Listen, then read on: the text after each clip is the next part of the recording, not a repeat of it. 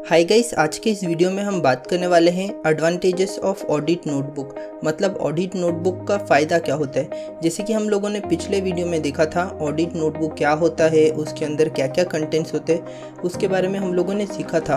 तो आज के इस वीडियो में हम सीखेंगे एडवांटेजेस, मतलब फ़ायदा क्या होगा ऑडिट नोटबुक का।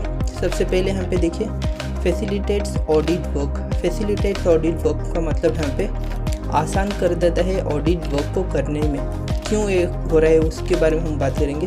फैसिलिटेट्स मतलब इजी कर देता है ऑडिट वर्क को। मान के चलिए आपने आके कल एक बुक को ये किया है, मतलब स्टेटमेंट्स को आपने एनालाइज किया है और उसका एक रिपोर्ट बनाया है। तो आप आके ऑडिट बुक में लिखोगे कि हाँ, इस पेज में इस बुक के अंदर आपने ऑडिट का जो काम है उसे पेंडिंग छोड़ा था।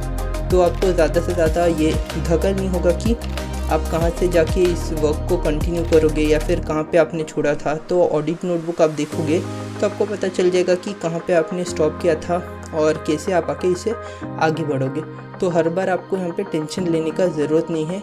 मान के चलिए आपका कोई असिस्टेंट, एज अ ऑडिटर मैं बोल रहा हूँ, आप आके यहाँ पे मान के चलिए कोई असिस्टेंट काम छोड़ के चले गया है, तो बाकी का जो काम है उसे आप आके दूसरे असिस्टेंट को दे सकते हो, मतलब दूसरे क्लर्क को, या फिर आप कह सकते हो दूसरा जो ऑडिट वर्क करता है उसको आप दे सकते हो। तो इसे आप कह सकते हो फैसिलिटेट्स ऑडिट वर्क, मतलब आसान कर देता है ऑडिट वर्क को करने में। फिर दूसरा पॉइंट यहाँ पे आता है preparation of audit report. Preparation of audit report मतलब ऑडिट रिपोर्ट आप आके फाइनल बनाते हो, उससे पहले आप अगर ऑडिट नोटबुक देखोगे तो यहाँ पे आपको सारा का सारा जो समरी है, मतलब इम्पोर्टेंट पॉइंट्स है, वो आपको देखने को मिल जाएगा, जिसमें आप आके मदद ले सकते हो आपका ऑडिट रिपोर्ट बनाने में, और जिसमें आप आके एक क्लियर व्यू दे सकते हो आपके स्टेटमेंट में क्यों आके प्रॉब्लम है इस कंपनी में, या फिर क्या अच्छा है या फिर क्या अच्छा नहीं है। तो ये आके आपका प्रिपरेशन ऑफ ऑडिट रिपोर्ट का फ़ायदा हो गया।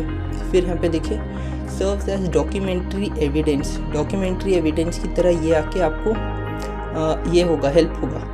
डॉक्यूमेंट्री एविडेंस क्यों कह रहा हूँ, डॉक्यूमेंट्री एविडेंस इसलिए कह रहा हूँ क्योंकि आप आके इसके अंदर आपका कोई भी वोचर गलत है तो आप आके इसे मेंशन कर सकते हो ऑडिट नोटबुक में, जो फ्यूचर रेफरेंस के लिए आप यूज़ कर पाओगे कि हाँ, इस वोचर में गलती था, उसके लिए मैं यहाँ पे मेंशन करके रखा था ऑडिट नोटबुक में। तो आपको हेल्प मिलेगा इन फ्यूचर, कोई भी यहाँ पे आपके ऊपर आरोप नहीं लगा सकते, राइट। तो यहाँ पे हम लोगों ने देख लिया serves as an documentary evidence. फिर देखिए सर्व्स एज अ गाइड। ये आके गाइड की तरह भी काम करेगा। कैसे गाइड की तरह काम करेगा, यहाँ पे मान के चलिए 10 बुक्स है आपके पास ऑडिट करने के लिए, और उसमें से यहाँ पे आपको पता नहीं कि किस बुक में आपने आपका ऑडिटिंग का काम छोड़ा था, या फिर आप आके कुछ काम कर रहे थे तो आप भूल चुके हो, तो ये आप आके as a rough note use कर सकते हो।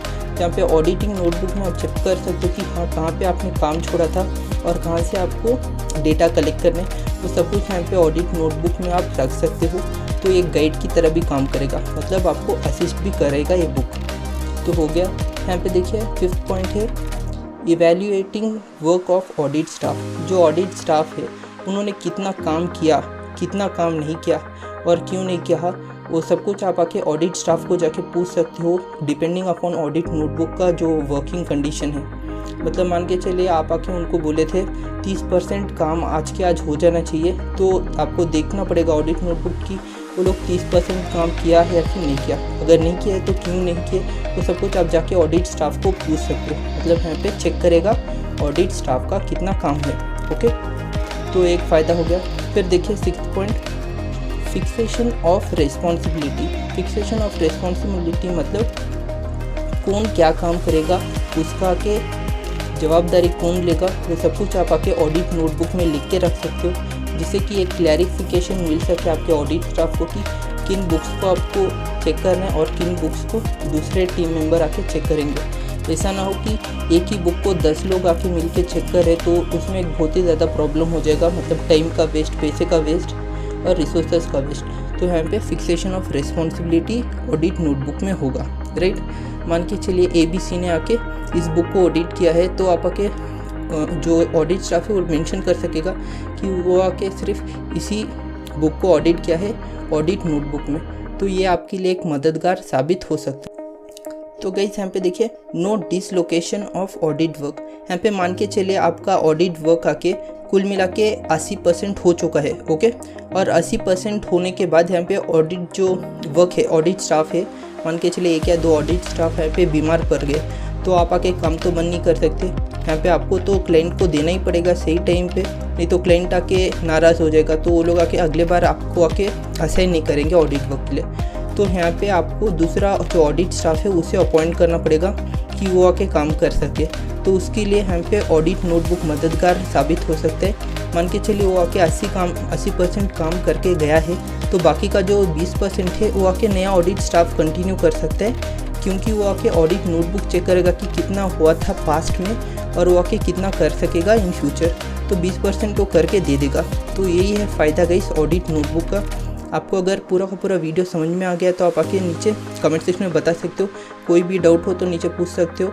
और आपको अगर ये वीडियो अच्छा लगे तो इस वीडियो को लाइक करना, शेयर करना, और आप इस चैनल पे नहीं हो तो इस चैनल को सब्सक्राइब भी कर लेना। Thank you for watching this video guys, thank you.